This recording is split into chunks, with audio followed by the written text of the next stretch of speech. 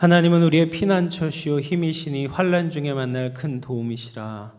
살아계신 하나님, 오늘도 우리가 우리의 처소이신 주님 앞에 나왔습니다. 하나님, 사랑하는 주의 백성들, 주님밖에는 나의 복이 없고 주님께서만이 우리의 인생의 모든 문제를 해결해 주시는 유일한 분이심을 고백하며 주님 앞에 엎드리며 기도하러 나왔습니다.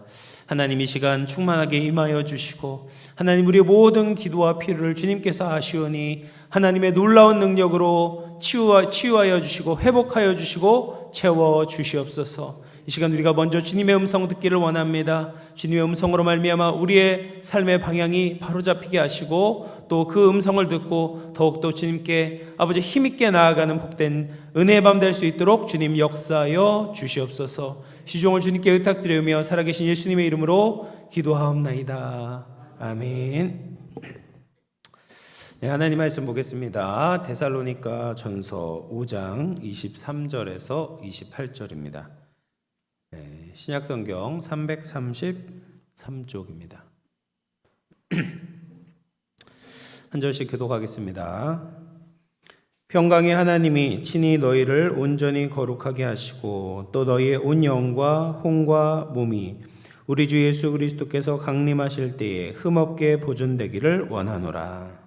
너희를 부르시는 이는 미쁘시니 그가 또한 이루시리라.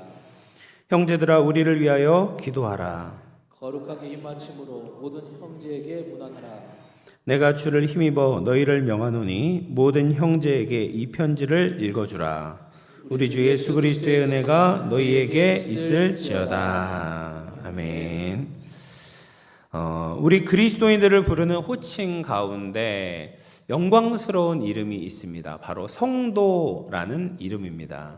우리가 지금 교회 안에서는 뭐 집사님도 아니고 권사님도 아니고 그냥 직분이 없는 이 신자들을 일컬을 때 누구누구 성도님 이렇게 부르지만 사실 이 성도라는 이름만큼 그리스도인에게 있어서 영광스러운 이름은 없습니다. 성도의 뜻이 무엇입니까? 거룩한 무리다라는 말이거든요. 그러니까 우리의 정말 영적인 본질, 신앙, 나의 이제 소속의 본질을 잘 보여주는 것이 성도다라고 볼 수가 있어요. 바울은 이제 데살로니가전서 편지를 마치면서 데살로니가 성도들을 위해서 기도를 하고 있는데 무엇을 위해서 기도하냐면 이 성도들이 거룩해지기를 위해서 기도하고 있습니다. 우리 23절 말씀 같이 한번 읽어보겠습니다. 시작. 평강의 하나님이 친히 너희를 온전히 거룩하게 하시고 또 너희의 영과 혼과 몸이 우리 주 예수 그리스도께서 강림하실 때에 흠없게 보존되기를 원하노라. 그래서 평강의 하나님께서 데살로니가 성도들을 온전히 거룩하게 하시기를 구하는 거죠. 그냥 거룩도 아니에요. 온전히 거룩하게 되기를 구하고 있는 것입니다. 하나님은 우리가 거룩해지기를 원하십니다. 그래서 이스라엘 백성들을 애굽의 종살이에서부터 건져 주실 때도 이스라엘 백성들에게 분명하게 말씀하셨어요. 출애굽기 19장 6절만 한번 보도록 하겠습니다. 6절 말씀인데요. 너희가 내게 대하여 제사장 나라가 되며 거룩한 백성이 되리라. 너는 이 말을 이스라엘 자손에게 전할지니라 라고 말씀하세요. 그러니까 하나님께서 이스라엘 백성들을 애굽에서 구원해낸 목적이 무엇입니까? 거룩한 백성이 되는 거예요. 제사장 나라가 되고 거룩한 백성이 되게 하기 위해서 하나님께서는 이스라엘을 구원해 내신 것입니다. 근데 이것은 신약 시대의 성도들에게도 마찬가지입니다. 우리 주님께서 우리를 구원하신 목적이 있어요. 그것은 거룩하게 되기를 원하시기 때문에 우리를 구원해 내셨다라는 거예요. 그래서 요한복음 17장 17절 말씀 보시면 같이 읽어보겠습니다. 시작. 그들을 진리로 거룩하게 하옵소서. 아버지의 말씀은 진리니이다. 예수님께서 십자가를 지시기 전에 대제사장의 기도를 드리셨어요. 대제사장적인 기도라고 하는데 요한복음 17장을 그 기도에서 뭐라고 이야기합니까? 예수님이 이제 십자가를 지실 텐데 이 진리가 어떻게 하는 진리예요? 성도들을 거룩하게 하는 진리다라는 겁니다. 그래서 예수님은 구원 사역을 하시면서 우리를 거룩하게 하기를 원하셨다라는 겁니다. 그리고 사도 바울도 데살로니가전서 앞에 보면 이미 이야기를 했습니다. 4장 3절 보면 하나님의 뜻은 이것이니 너희의 거룩함이다 라고 이야기를 하고 있어요. 그래서 하나님이 가지신 우리를 향한 분명한 뜻이 무엇이냐면 거룩함이다 라는 거예요. 그래서 우리는 거룩해야 합니다. 거룩한 모습으로 주님 앞에 서야 합니다. 뿐만 아니라 우리의 자녀들도 거룩한 신앙인이 되어야 합니다. 그래서 이 거룩이라는 것이 우리의 신앙의 목표가 되고 우리 가정의 목표가 되어야 된다라는 거예요. 이 거룩이라는 것이 무슨 뜻이냐라고 한다면 하나님의 목적을 위해서 따로 구별해낸 것이라는 것입니다. 그러니까 구별된 거예요. 세상으로부터 구별되고 이건 하나님 전용이에요. 하나님을 위해서만 사용되는 것이 이 거룩이라는 말입니다. 그래서 우리도 하나님을 위해서만 쓰임받는 사람들, 하나님 전용의 사람으로 바뀌게 되기를 하나님께서 원하신다라는 겁니다. 근데 이것이 하루아침에 되는 것이 아니죠. 이 평생을 통해 이루어지는 과정입니다. 그래서 사도 바울도 23절 말씀에 보면 이러한 기대가 온전히 이루어지는 때가 언제냐? 우리 주 예수 그리스도께서 강림하실 때라고 이야기를 해요. 예수님께서 재림하실 때, 강림하실 때, 그때 온전히 우리의 거룩이 이루어질 것입니다. 그러므로 우리가 그때를 기다리면서 지금도 계속해서 우리가 거룩의 과정을 살아내어야 되는 거죠.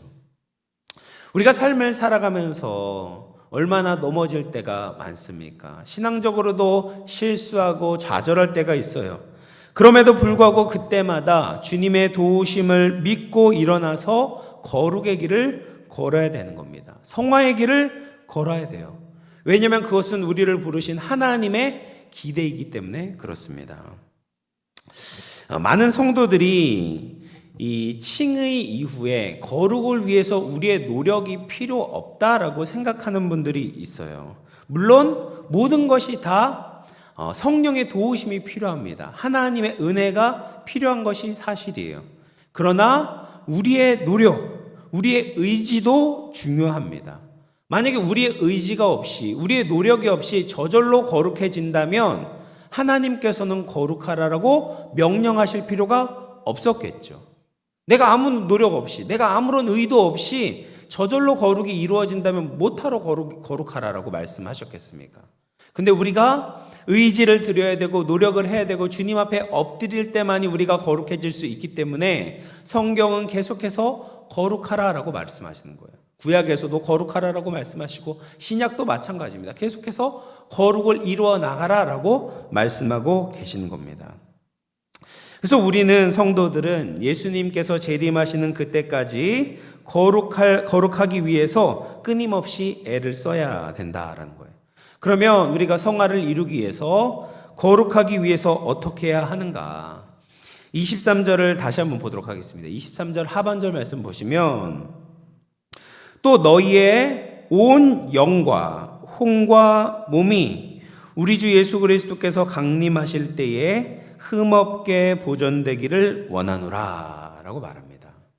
그래서 우리의 뭐가 흠이 없어야 되냐면 우리의 영과 혼과 몸이 흠없어야 돼요. 거룩해져야 된다라고 이야기를 합니다.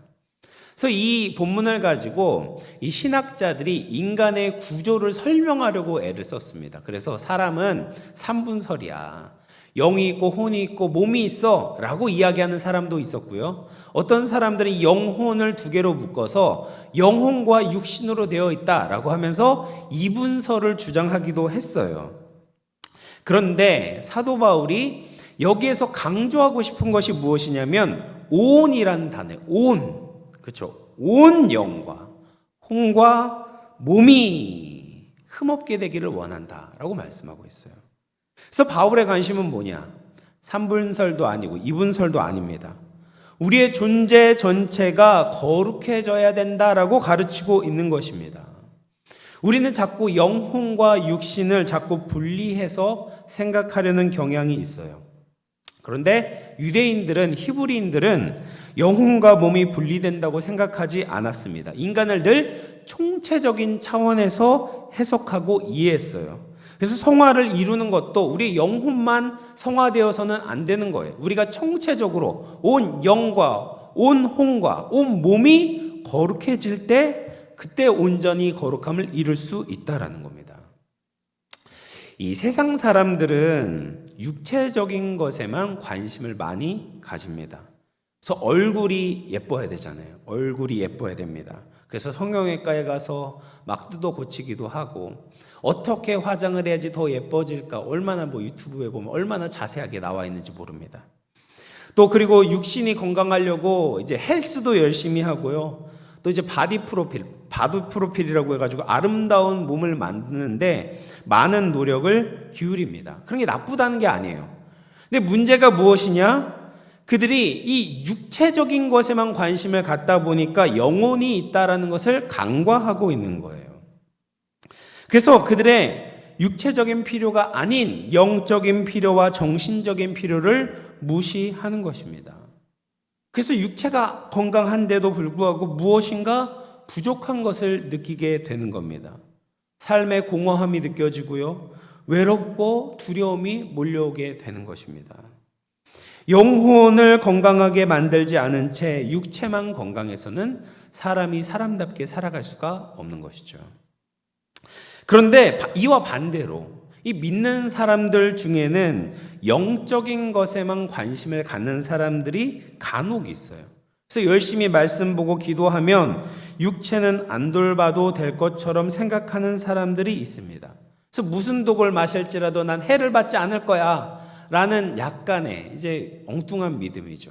이런 믿음을 가지고 아무 음식이나 마구 먹어도 건강해질 거라고 착각합니다. 그런데 육체는 육체에 좋은 음식을 먹어야 되는 거거든요. 건강하기 위해서 운동을 해야지 건강해질 수 있거든요. 물론 하나님께서 그거 플러스 하나님의 은혜를 주셔야지 건강해지지만 우리가 육체를 위해서 아무런 노력도 기울이지 않고 함부로 살게 되면 우리 육체가 망가질 수밖에 없는 것이죠. 뿐만 아니라 영만 건강하면 육체적으로는 어떻게 살아도 괜찮다라고 생각하는 약간 이 영지주의적인 관점으로 신앙생활을 하는 사람들이 있습니다. 이것도 잘못된 믿음입니다. 하나님은 영혼과 함께 육체도 건강하게 관리되기를 원하시는 거예요. 그래서 육적인 건강을 위해서도 우리가 노력을 해야 되는 겁니다.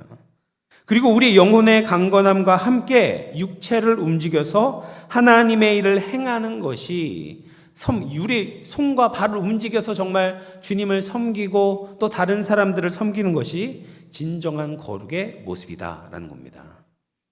또 정서적인 부분도 그렇습니다. 예전에 이제 신앙에 열심히 있는 분들이 정서를 무시하는 경우들이 있었어요. 주위 사람들, 특별히 이제 가족을 사랑하고 용서하고 격려하는데 인색하신 분들이 있습니다. 내가 뭐 어떻게 해도 하나님이 해주시겠지.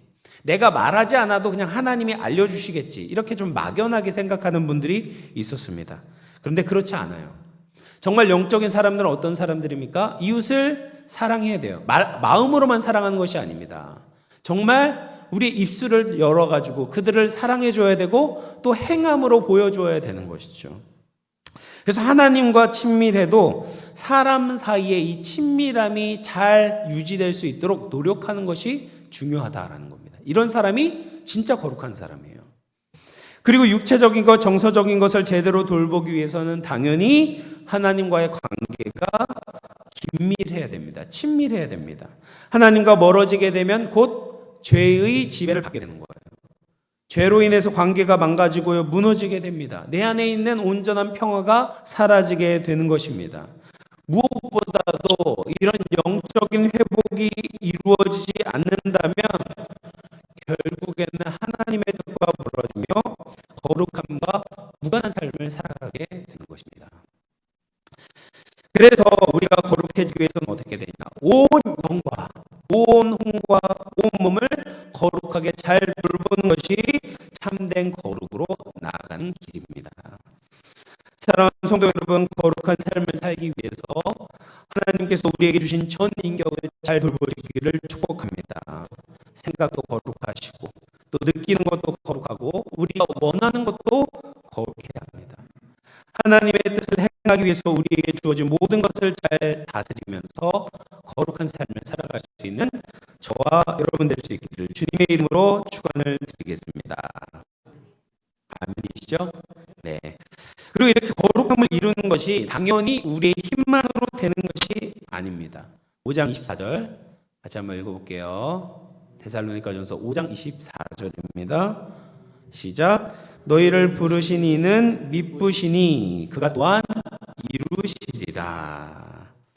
그래서 여기서 미쁘시다라는 것은 하나님께서 신실하시다라는 말이에요. 그래서 우리를 부르신 이 하나님이 신실하시기 때문에 데살로니가 성도들을 향한 이 바울의 기도, 특별히 온전히 거룩해지기를 위해서 기도하는 이 바울의 기도를 반드시 이루어 주실 것이다 라는 말입니다.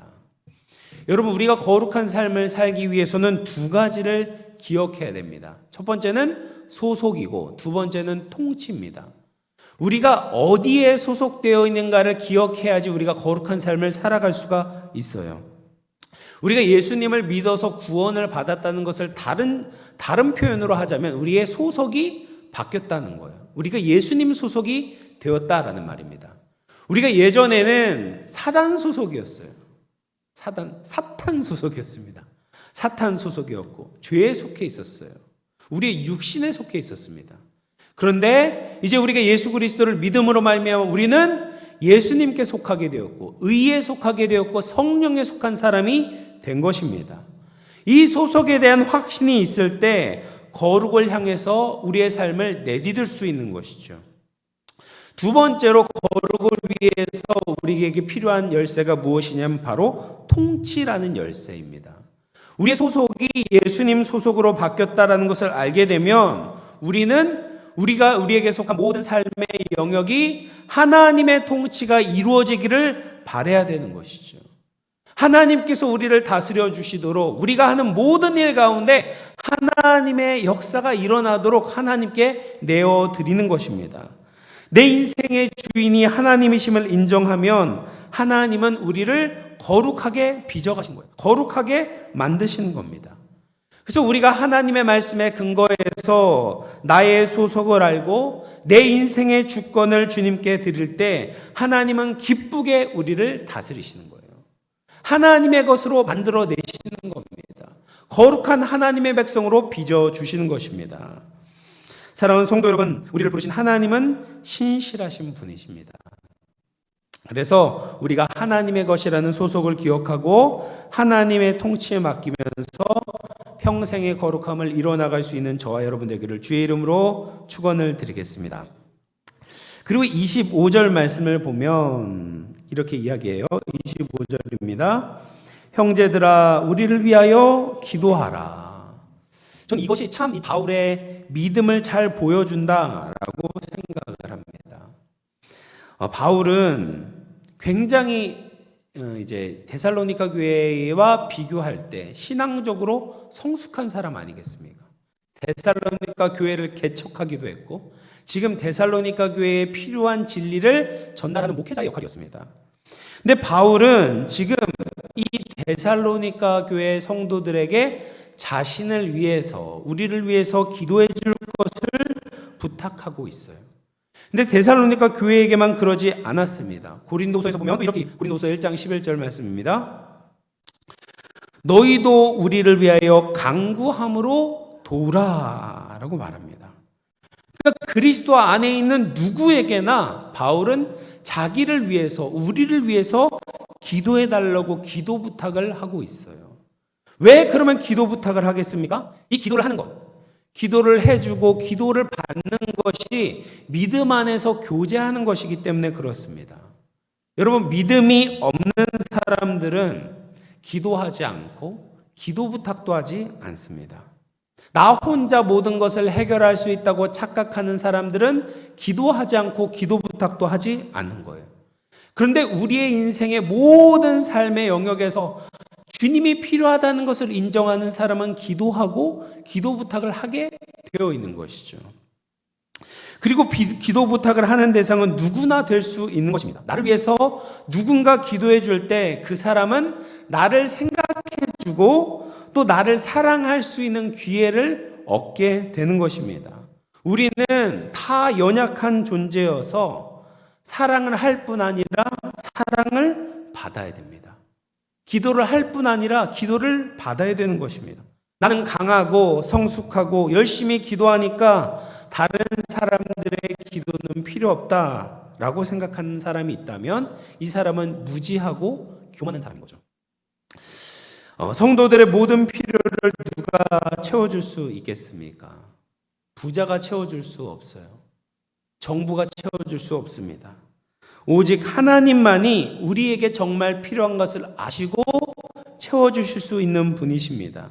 우리는 그 하나님께 다른 사람을 위해서 기도할 수 있는 겁니다. 어떤 기도도 무력하지 않습니다. 어떤 기도도 무효하지 않습니다. 어떤 사람이 신앙의 연륜이 짧으니까 기도 부탁을 하지 않아도 된다라는 것은 어리석은 생각입니다.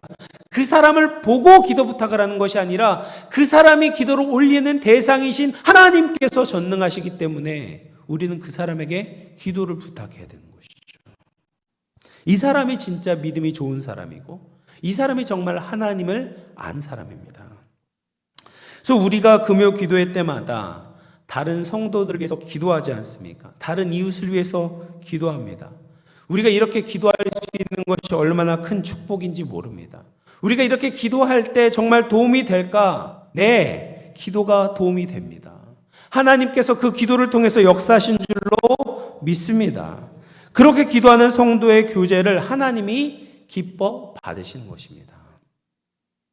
그래서 마지막으로 이제 5장 28절 말씀을 보시면 이렇게 말합니다. 같이 읽어보겠습니다. 시작. 우리 주 예수 그리스도의 은혜가 너희에게 있을지어다. 바울이 마지막으로 문안 인사로 이 편지를 마무리하고 있는데요.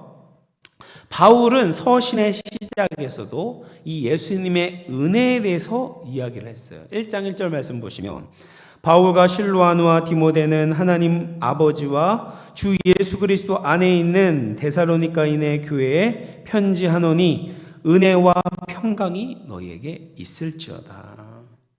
예수님의 은혜는 우리의 신앙의 시작이고 끝입니다. 예수님의 은혜는 알파와 오메가인 거죠. 우리는 예수님의 은혜로 시작했고 그 은혜로 살아가고 있고 그 은혜로 영원한 삶을 살게 될 것입니다. 그래서 우리는 예수님의 은혜를 은혜로 받아야 되는 거예요. 당연한 것이 없어요. 내 삶에 당연한 것이 없잖아요.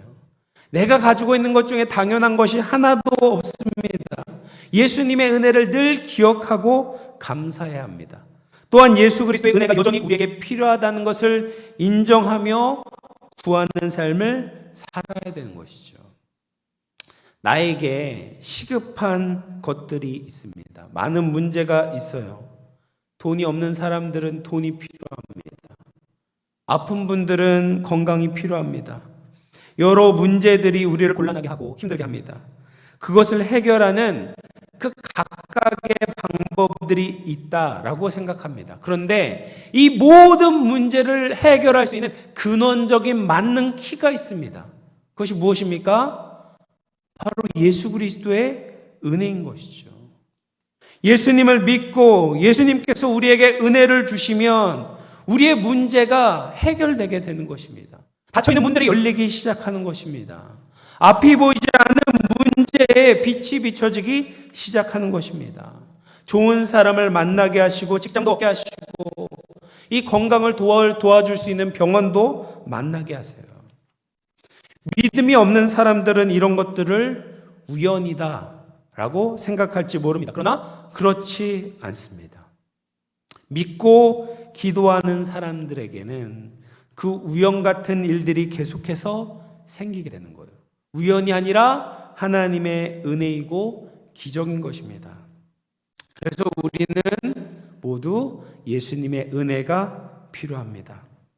다시 오실 주님 앞에 설 때까지 우리가 거룩하게 살아가도록 예수님을 닮아가도록 예수님을 따라가도록 은혜를 구하는 이 은혜 밤이 될 수 있기를 주님의 이름으로 축원을 드리겠습니다. 이제 말씀을 마무리하겠습니다. 예수님이 우리에게 은혜를 베풀어 주셨고 지금도 은혜 베풀어 주시기를 원하십니다. 우리는 그 은혜로 말미암아 구원받은 자들로서 우리의 온 영과 온 혼과 온 육에 하나님의 통치가 임해야 될 줄로 믿습니다. 거룩한 하나님의 백성답게 살아야 됩니다. 이런 소원을 가지고 주님을 의지하며 살아가시기를 축복합니다.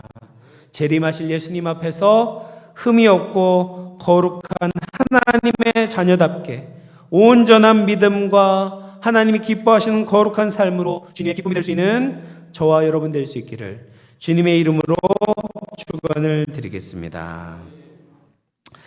우리 거룩하신 하나님 주께 감사드리세요.